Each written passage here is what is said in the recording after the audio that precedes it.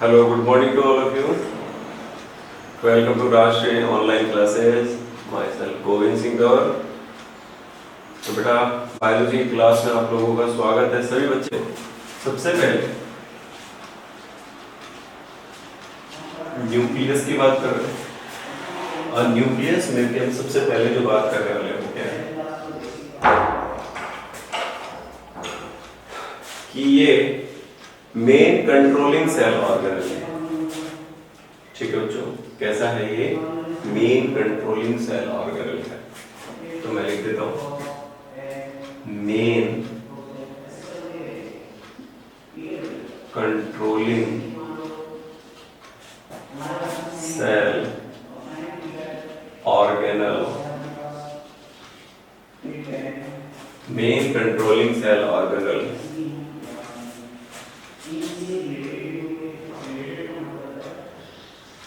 for all metabolic activity.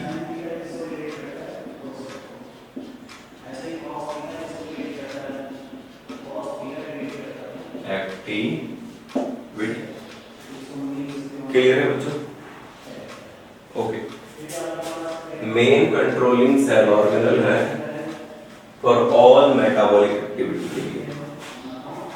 ठीक है बच्चों, यहाँ तक की बात। ओके, अब आगे अपन बात करेंगे। यहाँ पर जो न्यूक्लियस है वो मेल कंट्रोलिंग सेल ऑर्गेनल है फॉर ऑल मेटाबॉलिक एक्टिविटीज के लिए।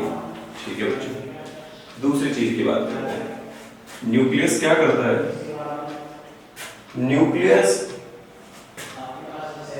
Have genetic material.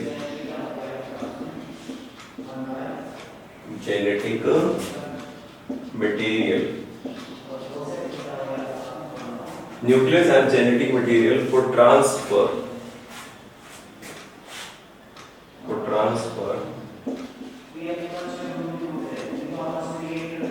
characters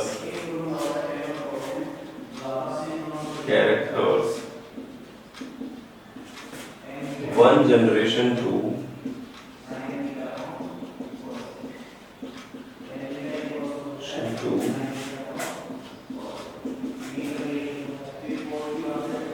another generation.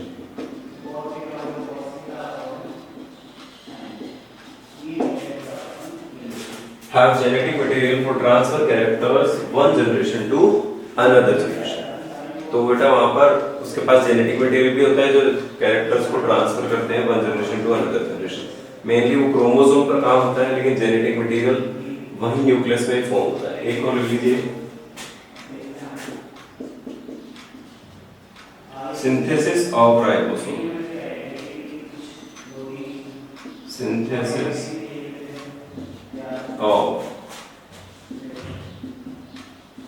ribosome. क्या सिंथेसिस करते हैं बच्चों? ये राइबोसोम सिंथेसिस करते हैं। बोलिए बच्चों, क्या शो करता है, क्या सिंथेसाइज करता है? ये सिंथेसिस ऑफ राइबोसोम, ये राइबोसोम को सिंथेसिस करते हैं। ठीक है टीना, अंतिमा, मुस्कान, बेटा ठीक है? क्या यहाँ तक की बात है?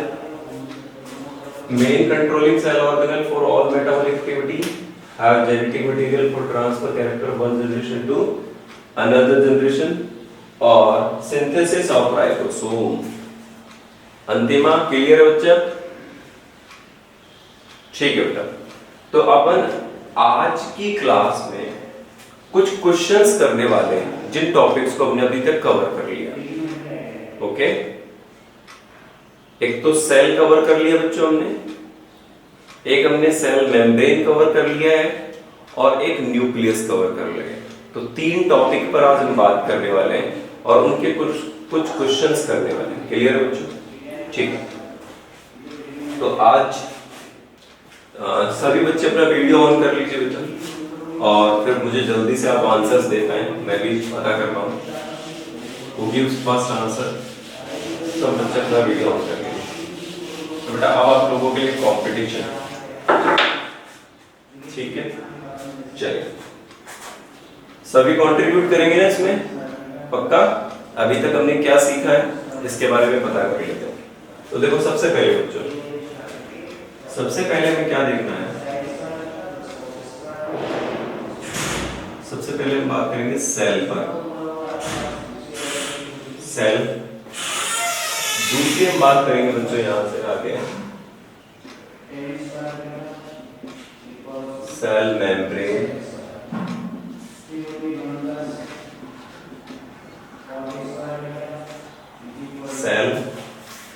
Cell membrane. और उसके बाद अपन बात करेंगे बच्चों न्यूक्लियस।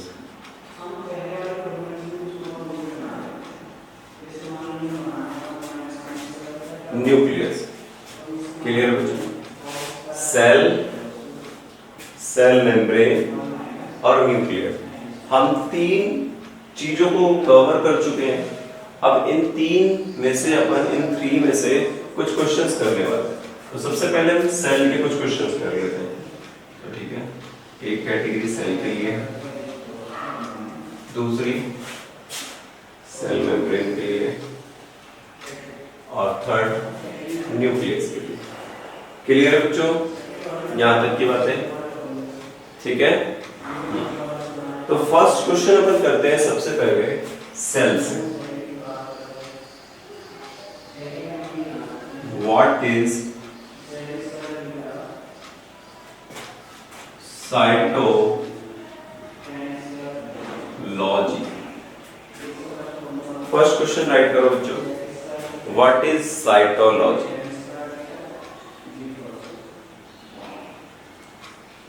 पहला क्वेश्चन लेके चलिए बच्चों, what is cytology? Anyone know? किसी को पता है इसका आंसर?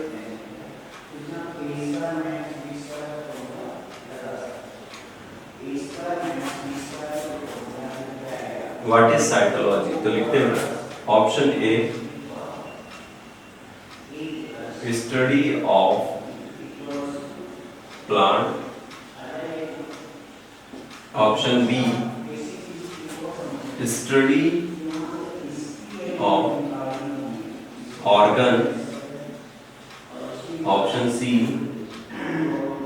स्टडी ऑफ एनिमल्स और option D study of cell and organelles. Give me answer. Which option is right? Which option is right? Study of cell. Himanshu D. Yadav D. Very good. जिनका D option है वो बिल्कुल right है। तो इसे हम क्या कहते हैं? Study of cell and organelles. Clear है बच्चों? तो देखो ये भी मेंशन कर लीजिए, अगर अपन स्टडी ऑफ प्लांट्स जो कहते हैं, ठीक है बच्चा, स्टडी ऑफ प्लांट तो उसे क्या कहा जाता है? बॉटनी। और अगर स्टडी ऑफ एनिमल्स कहते हैं तो उसे क्या कहा जाता है? जूलॉजी। याद आप लोगों को? Clear? Study of plants botany और स्टडी ऑफ एनिमल्स जूलॉजी। अगला क्वेश्चन करते हैं, who is the father of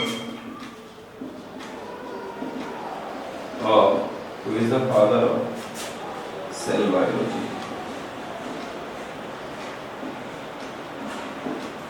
Who is the father of cell biology? Who give me answer first? बताइए, who is the father of cell biology? Option A Robert Brown, option B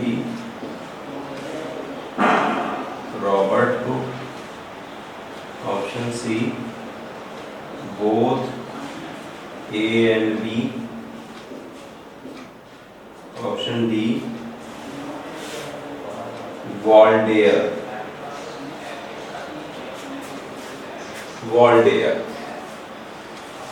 बताइए which option is right? Who is the father of cell biology? Robert Brown, Robert Hooke, both A and B, and Voltaire. बताइए B option मोहित, Robert brown, मोहित गलत answer है बेटा, मोहित आपका। Himanshu right, Keshav D answer. Oh my God, कितने बड़ी गलती की है आप लोगों ने। लिखिए इस स्टेटमेंट को, लिखिए Robert Hooke is known as father of cell biology. Robert Hooke is known as father of cell biology. Clear है बच्चों? अब ठीक है, who is the father of cell biology? Robert Hooke. Clear है यहां तक की बात है? चलिए अब आगे चलते हैं। तो व्हाट इज साइटोलॉजी पहला क्वेश्चन हो गया, दो क्वेश्चन हो गए हमारे। चलिए थर्ड क्वेश्चन करते हैं बच्चों।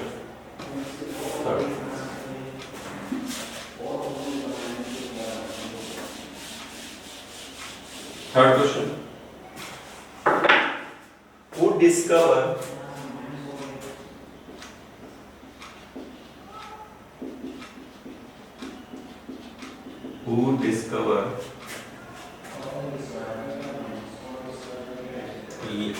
first living cell? First living cell. Who discovered first living cell? Give me answer. Antonie van Leeuwenhoek. Keshav बिल्कुल राइट बेटा, वेरी गुड। कौन है बच्चा? Antonie van Leeuwenhoek, very good Himanshu. Antonie van Leeuwenhoek सभी को आता है बच्चों, एंटोनी वॉन लेवेनहुक। ओके आगे अगला question,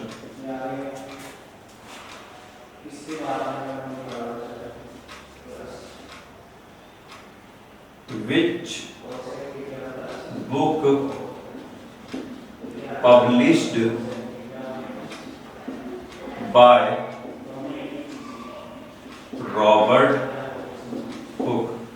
Which book published by Robert Hooke? Micrographia. Keshav very good बच्चा, सभी को आंसर आता है इसका? आता है माइकोग्राफिया। चलिए आगे और फिफ्थ क्वेश्चन कर लेते हैं। What is nucleoid? What is nucleoid? बताइए बच्चों, व्हाट इज न्यूक्लियोइड? न्यूक्लियोइड क्या होता है, कोई बता सकता है? What is nucleoid? नहीं पता बेटा, लिखिए इसका आंसर लिख लीजिए आप सीधा। इंसिपिएंट, या इसे आप कह सकते हो अनडेवलप्ड न्यूक्लियस। इंसिपिएंट या अनडेवलप्ड न्यूक्लियस लिख सकते हो आप बच्चों, ठीक है। तो इसको अपन क्या कहेंगे? इंसिपिएंट या अनडेवलप्ड न्यूक्लियस। यहां तक की बात clear. Which book publish by Robert Hooke? What is nucleoid? Incipient या अनडेवलप्ड न्यूक्लियस। फिफ्थ क्वेश्चन तक यहां तक कर लीजिए। तो ये तो बेटा हमने कुछ क्वेश्चंस किए हैं सेल के। किसके क्वेश्चंस किए बेटा? सेल के। अब अपन आगे क्वेश्चन करेंगे बेटा दूसरे, सेल मेम्ब्रेन। यहां तक क्लियर है बच्चों? ठीक है, 5 क्वेश्चन। चलिए तो सेल मेम्ब्रेन पर काम करते हैं। तो देखो सुनो, पहला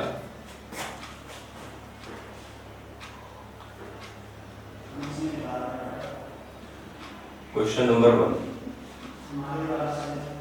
cell membrane present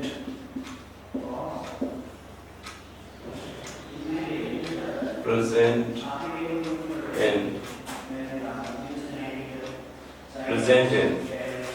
option A plant cell, option B animal cell,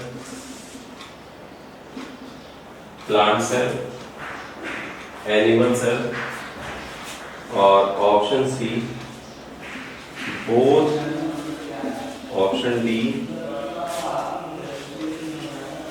only eukaryotic cell. बताइए।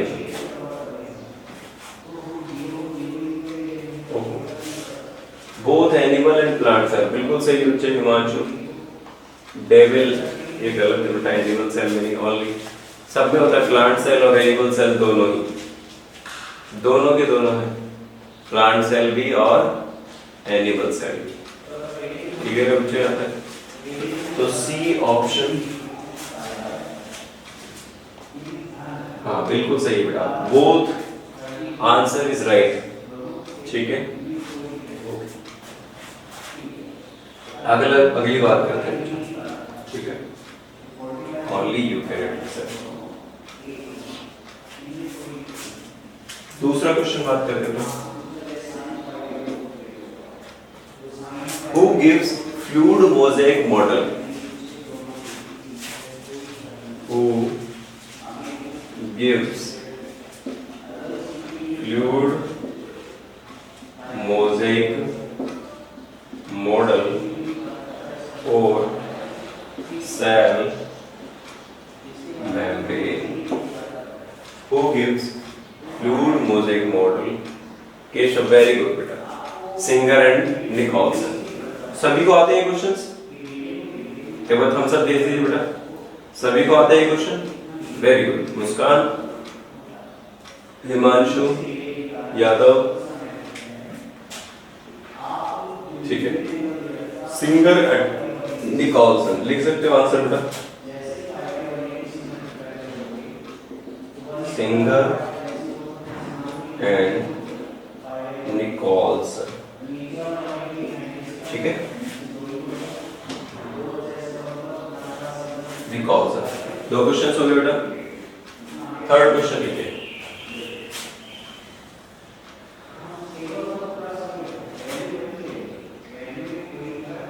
Question number third, human RBC have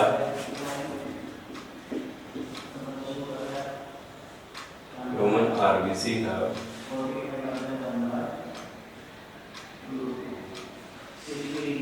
have protein and lipid. Human RBC have protein and lipid. ठीक है बच्चों, रेशो, ओके, या percentage भी बता सकते हो उसको बेटा, परसेंटेज। तो ऑप्शन 1 56 40, ऑप्शन बी 76 और 33 या 23, ठीक है बच्चों। ऑप्शन सी 50 50, ऑप्शन डी 55 और 45। Protein and lipid, 56 lipid and protein 40%, बिल्कुल सही होता। ओके, 56% क्या होता है उसके अंदर? Lipid and protein 40%। हिमांशु की तरफ से आंसर आया, वेरी गुड बेटा, very good Himanshu, very good. तो 56% तो क्या है बच्चों? प्रोटीन, और 40% क्या है? लिपिड। चलिए, 56% क्या है? लिपिड, और 40% क्या है बच्चों? प्रोटीन। क्लियर है अभी यहाँ तक का? क्योंकि लिपिड बाइलेयर है। कैसा है बच्चों? बाइलेयर है। और प्रोटीन इंटीग्रल प्रोटीन पाए जाते हैं। कैसे प्रोटीन पाए जाते हैं बच्चों? Integral protein. आगे बात करते हैं, ठीक।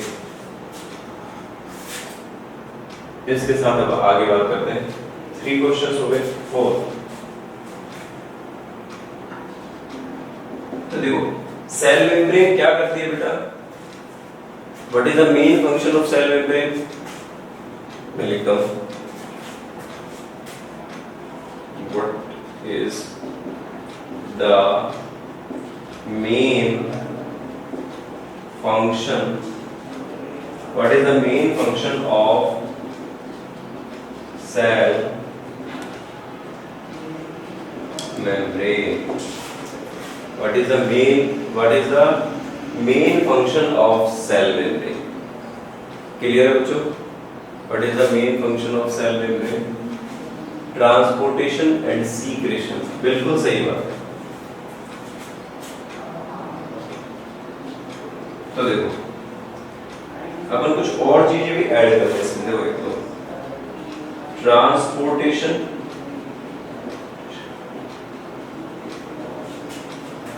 एंड सीक्रेशन,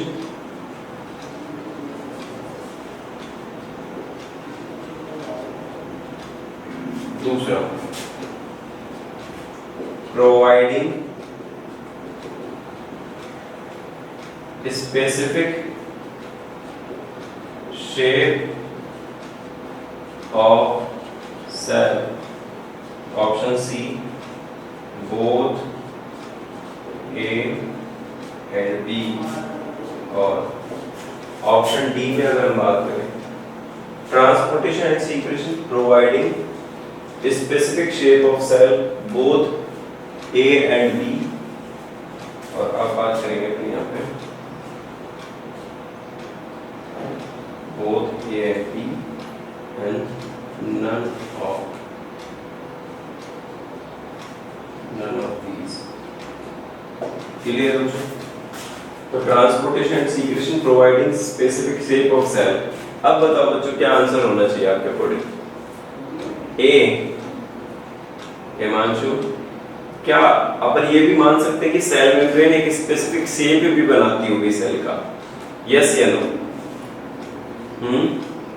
किसी भी सेल के वॉल नहीं है, सेल वॉल प्रेजेंट नहीं है सेल के सराउंडिंग। तो अगर सेल वॉल सराउंडिंग में प्रेजेंट नहीं है तो वो स्पेसिफिक एक क्या बना रही है बेटा? उसके अंदर एक आउटर कवरिंग बना रही है। तो कह सकते हैं ना स्पेसिफिक स्ट्रक्चर भी दे रही है। तो इसमें बोथ आ जाएगा, transportation and secretion providing specific shape of cell. और ये आप इसके फंक्शन में भी मेंशन कर लो, सेल मेम्ब्रेन के फंक्शन में भी मेंशन कर लीजिए बच्चों। Providing specific shape of cell mention कर रहे हैं आप लोग, providing specific shape of cell. Okay बच्चों, providing specific shape of cell. Clear है यहां तक की बातें? चलिए अब आगे शुरू करते हैं। 4 क्वेश्चन हो गए, एक क्वेश्चन और कर लेते हैं सेल मेम्ब्रेन से।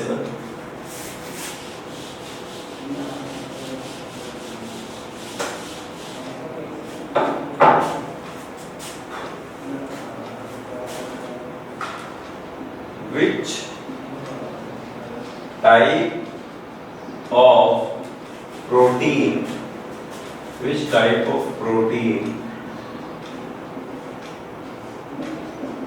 act as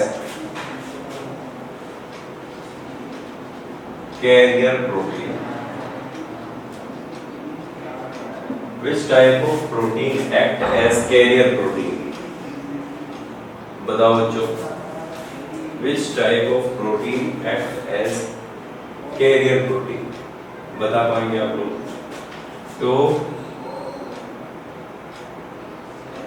act as carrier protein, तो इसमें ऑप्शन ए है बेटा peripheral protein,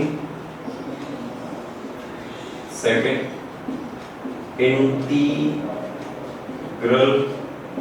protein, option 3 C both A and B और option D none of these। चलिए कौन सा आंसर होगा? B Himanshu, B integral protein. क्या सही है ये आंसर? और बच्चे भी बताओ। याद करो बेटा फ्लूइड मोज़ेक मॉडल को। कुछ सरफेस पर प्रोटीन थे और कुछ इंटीग्रल प्रोटीन थे। तो बताइए कौन से प्रोटीन थे वो? इंटीग्रल प्रोटीन या सरफेस पर? कैसे पता चलेगा तुमको? बताओ।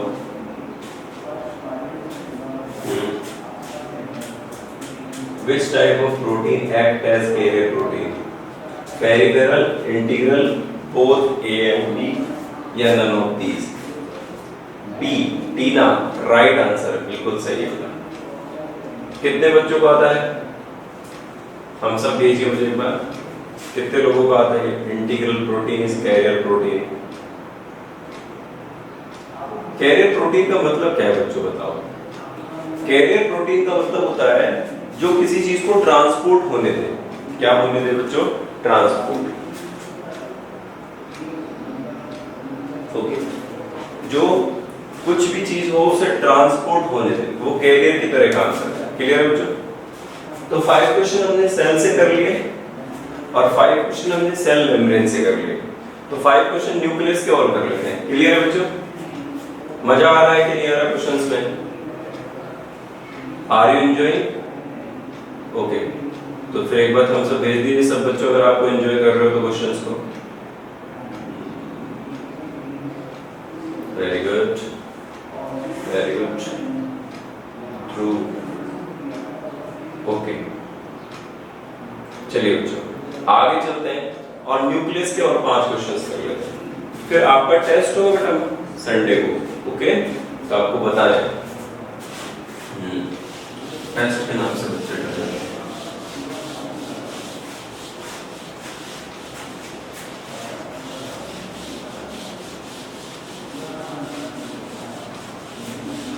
तो पहले न्यूक्लियस की बात कर लेते हैं। ओके, तो देखो न्यूक्लियस में पहला क्वेश्चन क्या बनता है, very important. Who discover nucleus? Who discover nucleus? बताइए बच्चों। Robert brown. कितने लोगों को? सबको पता है 1831। लिख लीजिए बेटा।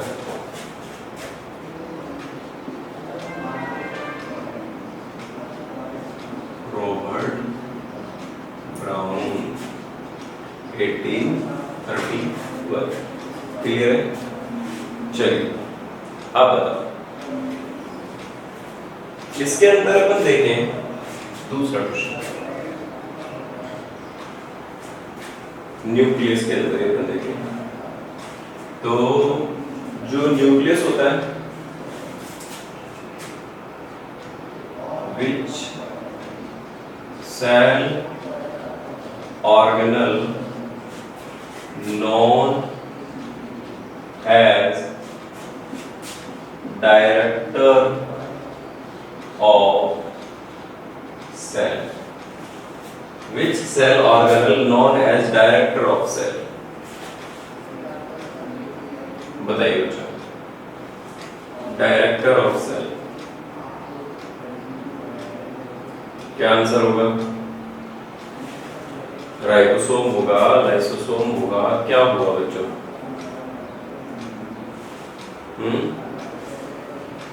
न्यूक्लियस। वेरी गुड, याद करो इसका हमने कुछ अदर नेम लिखे थे। Which cell organelle is known as director of cell. तो इसको अपन क्या कहते हैं बच्चों? इसको लिखते हैं which cell organelle is known as director of cell. तो इसके अंदर अपन लिखते हैं यहाँ पर, इस चीज को समझने की कोशिश करते हैं, और वो क्या है बच्चों? न्यूक्लियस। न्यूक्लियस क्या है बच्चों? न्यूक्लियस है। क्लियर? क्लियर? ओके, आगे क्वेश्चन नंबर 3 करते हैं। आप लोगों ने न्यूक्लियस में एक स्ट्रक्चर पढ़ा था, न्यूक्लियोलस, ठीक है? यस। तो न्यूक्लियोलस को क्या कहते हैं? Nucleus of nucleus. Which cell organelle known as nucleus of nucleus. Which cell organelle known as nucleus of nucleus? Clear है बच्चों? न्यूक्लियोलस, वेरी गुड, आंसर लिखो न्यूक्लियोलस। क्लियर है बच्चों? आगे बढ़ते हैं। Question number 4। क्वेश्चन नंबर 4 की बात करते हैं। देखो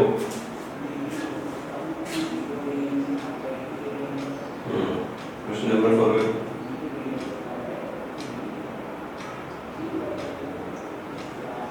एक होता है बेटा, अपन देखेंगे जो न्यूक्लियस होता है, उस न्यूक्लियस के अंदर अपन जेनेटिक मटेरियल होता है, क्रोमेटिन कहते हैं उसको। क्या कहते हैं बच्चों उसको? अपन क्रोमेटिन। और क्रोमेटिन में क्या क्या होता है? Genetic material plus histone. तो देखो what is chromatin, what is chromatin, ठीक है? तो option A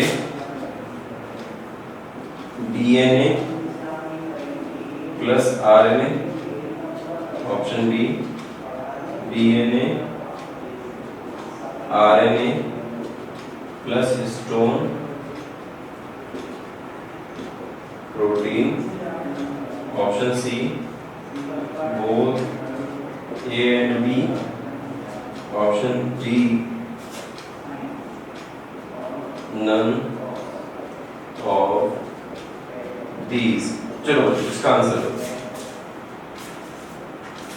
what is chromatin?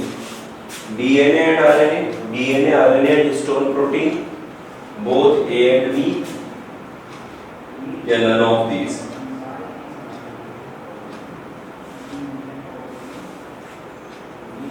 Protein, DNA and RNA, very good professor। तो ये सही है बेटा, option B is right, option B is right. Clear है बच्चों? यहाँ पे डी बिल्कुल,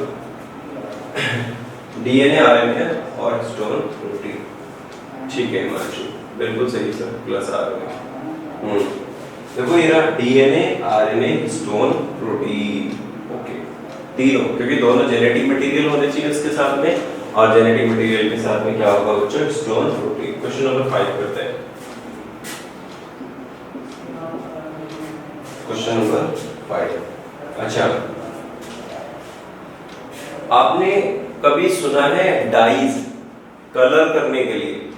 acidic dye, basic dye, neutral dye, ऐसा सुना है क्या? नहीं सुना? ईएसएनओफिल, बेसोफिल और न्यूट्रोफिल, ये तीन नाम किसके हैं? चलिए जल्दी बताइए। ईएसएनओफिल्स, बेसोफिल्स और न्यूट्रोफिल्स, बता सकते हैं बच्चों? ईएसएनओफिल्स, बेसोफिल्स और न्यूट्रोफिल्स किसके नाम है? हिमांशु ट्राई करो जल्दी से। ईएसएनओफिल्स, बेसोफिल्स और न्यूट्रोफिल्स। नहीं पता बच्चों? WBCK, very good, very good बच्चों, WBCK। तो यहां पर देखेंगे which type of stain used, which type of stain used for, which type of stain used for nucleus? Option A acidic dye,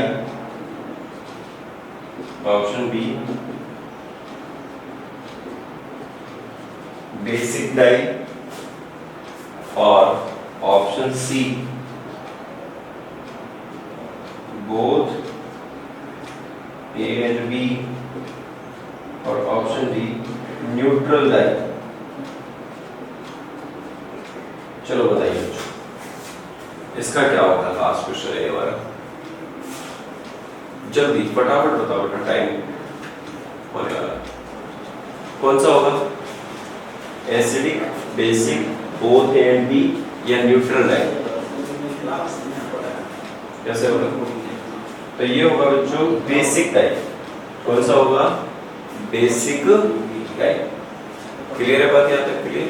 चलिए आज बेटा हम इतना करते हैं, कल हम आगे एक नए सेल ऑर्गेनल को पढ़ेंगे और उसके बाद शुरू करेंगे। ठीक है, थैंक यू सो मच।